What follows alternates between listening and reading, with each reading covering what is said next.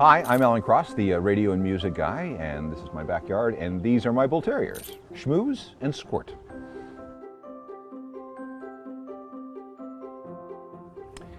Well, we don't have dogs as much as we have a couple of 2-year-olds that are wearing dog suits. They behave like 2-year-olds a lot, and we treat them like 2-year-olds a lot.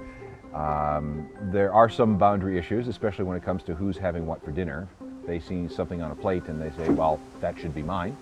But other than that, they're lovely pets, lovely companions who want to do nothing more than hang out with you and play. My wife got into bull terriers before I did. She went to a dog show in Alberta. She was actually looking for a couple of Scotties or Westies. And as she was going past the bull terrier ring, one of them broke free, jumped on her, knocked her over, and stood on her chest and licked her face. And she thought, that's it, no more Westies, no more Scotties, I want one of those. At first I thought, my God, what an ugly dog. This is just weird and wrong. Why do you have this pig dog in the house? But it didn't take long before I became completely besotted with them, and my wife and I now agree that there should be no other dog in this house ever other than a bull terrier or two. You know, we thought that if we had two, they would keep each other company, because occasionally we're away from the house and we don't want them to get lonely and bored and destructive. It turns out, though, that each of them are their own dog. They tolerate each other. They don't fight. They don't compete over food or affection or anything like that. They're two separate animals. Now that they're both established as with their personalities, it's great. We like having two. The bull terrier breed is probably, first of all, they're unique and funny looking. I still will look at them and laugh because it's like, you're a dog, really? But I love their temperament. They are indestructible in terms of their build. I mean, it's like a cinder block on legs. But they are so sweet. They think they're lap dogs. They just want to hang out with you.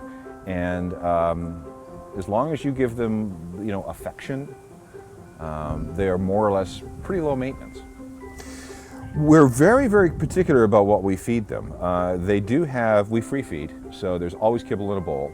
That way nobody's ever hungry and there's no issues about, fighting over food. We also prepare people food for them on occasion. One of the things that they really like is a Singapore delicacy called chicken rice. It's maple leaf skinless, boneless chicken that has been barbecued with a little bit of seasoning and some minute rice. And that gives them a lot of protein and starch, which is good for their diet. And then once they're done that, they can have their kibble. Or what we'll also do is a liver, a little bit of beef every once in a while, never any pork, and lamb. They do like lamb. And bull terriers can be a bit of allergy magnets. After a certain age, they tend to be very particular about their feet. For example, Squirt, who is 2 and a bit, has no trouble walking on a gravel path. You try and get Schmooze to walk on a gravel path and it's like, I'm in the grass next to it. So they become a little bit sucky about their feet. Don't know why. They have better health care than most human beings. We want our dogs to be with us for as long as possible. We want them to be happy and healthy and free from pain. They are very funny, and just to watch them, even when they just sit, there's something about them that makes us laugh. They don't shed so much as they just kind of